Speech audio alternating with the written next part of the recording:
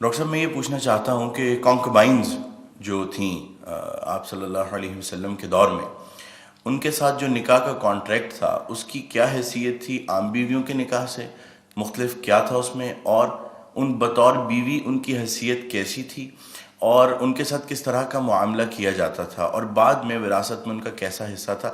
نیز یہ کہ کیا آج ان کی کوئی شکل معاشرے میں، کسی بھی معاشرے میں کیا باقی ہے یا اس کی کوئی اجازت ہے؟ دوسرا ڈاکٹر صاحب یہ کہ اگر اس کو ایلیبریٹ آپ کر دیں تو ساتھ یہ بھی بتا دیجیے گا کہ سورہ نساء کی جو آیات ہیں، آیت نمبر 4 اور 24 جس میں وما ملکت ایمانکم ان کے بارے میں آیا ہے، ان کو زیادہ ایلیبریٹ کرنے کے لیے کون سی تفسیر بہترین ہے جس کو پڑھا جا سکتا ہے، اگر آپ کو اس وقت آپ ریکال کر سکیں؟ جزاک اللہ۔ پہلے تو اپنی بات میں ایک تصحیح کر لیجئے، باندیوں کے ساتھ یا لونڈیوں کے ساتھ یا کانکوبائنز کے ساتھ کوئی نکاح نہیں ہوتا تھا۔ منکوحہ وہ بیویاں کہلاتی تھیں اور یہ باندیاں کہلاتی تھیں، یہ ملکیت ہوتی تھی۔ بیوی ملکیت نہیں ہوتی، بیوی تو ایک سوشل کانٹریکٹ کے تحت آپ کے ساتھ آتی ہے، زندگی گزارتی ہے، اس کی مرضی کے بغیر اس کا نکاح نہیں ہو سکتا، اس کی اجازت سے نکاح ہوا ہے، اور بیوی جو ہے اس کو یہ حق بھی حاصل ہے کہ وہ کبھی چاہے تو آپ سے سپریشن جو ہے وہ حاصل کر لے۔ لیکن یہ جو ملکیت کا تصور ہے اس میں یہ چیزیں نہیں ہیں، نہ اس میں نکاح ہے، نہ اس میں کوئی وراثت کا حصہ ہے، بلکہ وہ تو خود وراثت میں منتقل ہو جائیں گی۔ اگر کوئی شخص جو ہے اس کے کچھ باندیاں تھیں تو اس کے انتقال کے بعد وہ اس کی ملکیت ان کی جو ہے جیسے اور پراپرٹی جو ہے وہ منتقل ہوگی، اولاد کو ایسے ہو جائے گی۔ تو پہلی بات تو یہ چاہے اچھی لگے چاہے بری، لیکن آپ اس کو سمجھ لیجئے ایز سچ کے جیسے وہ تھا معاملہ۔ ہمیں اس کے اندر جو ہے وہ کچھ اس کو پیلیٹیبل بنانے کے لیے اور اس کو جو ہے اس کے اندر کوئی ترمیم نہیں کرنی چاہیے۔ سٹیٹس جو ہے باندی کا، کانکوبائنز کا، وہ یہ ہے جو میں نے آپ کے سامنے رکھا۔ اچھا، اصل مسئلہ یہ آتا ہے کہ آیا آج بھی ایسا کوئی معاملہ ہے؟ آج ایسا کوئی معاملہ موجود نہیں ہے، اور یہ لونڈیاں ہوتی تھیں حضور کے زمانے میں صرف وہ جو میدان جنگ میں مال غنیمت کے طور پر آتی تھی۔ آپ ایک جنگ ہوئی ہے، فرض کیجئے جنگ بدر ہوئی ہے، جنگ بدر میں اب جب کہ کفار کو شکست ہو گئی ہے تو آپ کو معلوم ہے ان کے جو اونٹ تھے وہ 900 اونٹ لے کر آئے ہوئے تھے، وہ سارے تو ابھی کھائے نہیں گئے تھے۔ اب وہ گویا کہ وہاں پر مال غنیمت ہے، ان کے گھوڑے اگر وہ بچے ہوئے تو مال غنیمت ہے۔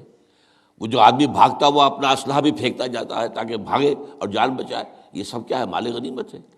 ایسے ہی اگر وہاں کوئی عورتیں بھی آئی ہوں، میرے علم میں نہیں ہے کہ بدر میں آئیں یا نہیں آئیں، احد میں تو آئیں، لیکن بدر کے بارے میں مجھے یقین کے ساتھ معلوم نہیں ہے، لیکن اگر عورتیں بھی آئی ہوں تو وہ باندیاں ہوں گی، وہ تقسیم ہو جائیں گی۔ یہ جو اصل غلام کا اور باندی کا تصور ہے اسلام میں، یہ پی او ڈبلیو کا حل ہے، prisoners of war, what to do with them. یا تو اب آپ جو ہے بڑے بڑے جو ہے کنسنٹریشن کیمپس قائم کر دیجئے، ان میں پڑے سڑ رہے ہیں، وہ سب کے سب جو ہے کنسنٹریشن کیمپس کے اندر ہوتے ہیں۔ اب وہاں پر ان کا کیا معاملہ ہے؟ تو ان کے لیے اگر وہ مرد ہیں ان کے لیے ان کی کوئی جنسی تسکین کا کوئی سامان نہیں، اگر عورتیں ہیں ان کی جنسی تسکین کا تقاضے کا کوئی سامان نہیں۔ ہاں، کھانے پینے کو تو ظاہر بات ہے کچھ نہ کچھ راشن واشن جو ہے وہ تو جو بھی دنیا میں پی او ڈبلیوز کا معاملہ ہوتا ہے کھانے پینے کو دیا جاتا ہے۔ اسلام نے یہ کیا ہے کہ بجائے اس کے کہ پی او ڈبلیوز جو ہیں وہ اسلامی بیت المال پر بوجھ بن جائے، انہیں ایبزارب کرو معاشرے کے اندر، انہیں تقسیم کر دو لوگوں کے اندر، اور ان کی حیثیت غلام کی اور باندی کی ہوگی۔ انہیں آپ کو کھلائیں بھی وہ، حضور فرماتے ہیں جو خود کھاتے ہیں وہ کھلائیں، جو خود پہنتے ہو وہ پہناؤ، اچھے سے اچھا سلوک کرو۔ پھر ان کی ایمنسیپیشن کا ایک سلسلہ شروع کر دیا گیا، فلاں اگر تم سے گناہ ہو گیا ہے تو کفارہ یہ ہے ایک غلام آزاد کر دو، قتل خطا ہو گئی ہے، وہاں تم سے غلطی سے تمہارا ارادہ نہیں تھا، کوئی تمہارے ہاتھوں مارا گیا ہے، گولی چل گئی تم سے اور کوئی شخص جو ہے وہ مر گیا ہے، اس کے لیے بھی وہ غلام جو ہے آزاد کرو۔ گناہوں کے کفارے میں غلاموں کو آزاد کرنا، پھر غلاموں کو آزاد کرنے کی تلقین، نصیحت، پرسویشن، یہ نیکی کا بہت بڑا کام ہے، غلام کو آزاد کرو۔ یہ ساری چیزیں جو ہیں اس کے ذریعے سے ایک دفعہ انہیں سوسائٹی میں جذب کرنے کے بعد وہ علیحدہ ایلیمنٹ نہیں رہے، اب سوسائٹی کا حصہ بن گئے، وہ ایک گھر کے اندر ہیں، وہاں رہتے ہیں، ان کے ساتھ جو ہے ان کے مالک ہیں، اور اسی طریقے سے ان کو رفتہ رفتہ ان کی ایمینسیپیشن کا بندوبست کیا اسلام نے، اور اس میں آپ کو معلوم ہونا چاہیے اس درجے ایمینسیپیشن ہوئی ہے کہ ایک وقت ایسا تھا عالم اسلام میں ساری حکومتیں غلاموں کی تھیں۔ مڈل ایسٹ میں ممالک کی حکومت، مملوک کہتے ہیں اس کو کہ جو کسی کی ملکیت ہے، غلام ہے، ممالک بڑے بادشاہ ہوئے۔ ہندوستان میں جو دہلی میں پہلی حکومت قائم ہوئی ہے وہ کون تھے؟ خاندان غلامہ، قطب الدین ایبک اور یہ بلبن، ایسے ایسے شاندار، اور جو ہے اور یہ التتمش، یہ کون تھے؟ غلام تھے۔ ہمارے بڑے بڑے دین کے علماء ائمہ غلام، چنانچہ بڑے علماء اساتذہ غلاموں میں سے۔ تو اسلام نے یہ راستہ اختیار کیا ہے۔ البتہ آخری سوال کا یہ ہے جو میرے اپنے ذہن میں ہے کہ اسلام نے اس انسٹیٹیوشن کو فائنلی ایبروگیٹ کیوں نہیں کیا؟ ایبروگیشن، جیسے آپ کو معلوم ہے سود کا معاملہ چلتا رہا، آخر میں آ کے سن 9 میں فائنلی طے کر دیا گیا حرام، اب اس کے قریب مت پھٹکو۔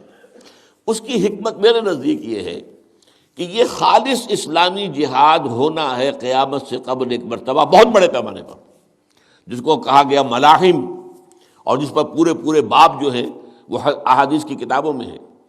اس وقت میں سمجھتا ہوں کہ ضرورت پیش آئے گی اس انسٹیٹیوشن کو انووک کرنے کی کہ اس وقت پرزنرز آف وار کا معاملہ اس طور سے ڈیل کیا جائے، لیکن اس وقت تک کسی آزاد انسان کو پکڑ کر غلام بنا لینا بہت بڑا گناہ ہے، ناقابل معافی گناہ ہے، کسی کو حق حاصل نہیں ہے۔ یہ جو امریکنز لے گئے تھے، آپ کو معلوم ہے یہ افریقہ کے مغربی ساحل کے ساتھ ساتھ وہاں سے یہ لوگ لے کر گئے، پکڑ پکڑ کر ان کو، افریقیوں کو، اور وہاں جا کر انہیں غلام بنایا ہے اور شدید ترین جو ہے سختیوں میں انہیں رکھا ہے۔ یہ معاملہ اسلام میں نہ کبھی ہوا ہے، نہ اس کی کوئی اجازت ہے۔ کسی غلام، کسی آزاد انسان کو پکڑ کر زبردستی غلام بنا لینا، اس کی نہ کبھی اجازت رہی ہے نہ کبھی ہوگی۔ البتہ پرزنرز آف وار کے معاملے میں یہ شکل ہے جو اسلام میں رہی ہے، اور ہمیں اسی طریقے سے سمجھنا چاہیے۔ چاہے ٹھیک ہے دنیا اس کے اوپر فکریں چست کر دے گی، یا کوئی اس کو کہے گی، پاس بہت سی چیزیں ہیں کہ جو لوگوں کے عام جو مزاج اس وقت کا ہے وہ اس میں وہ ذرا آسانی سے وہ بات جو ہے ان کے ذہن کے اندر اترتی نہیں ہے، لیکن we have to be faithful کہ دین کی اصل تعلیم کیا ہے، اسی کے ساتھ جڑے رہنا چاہیے۔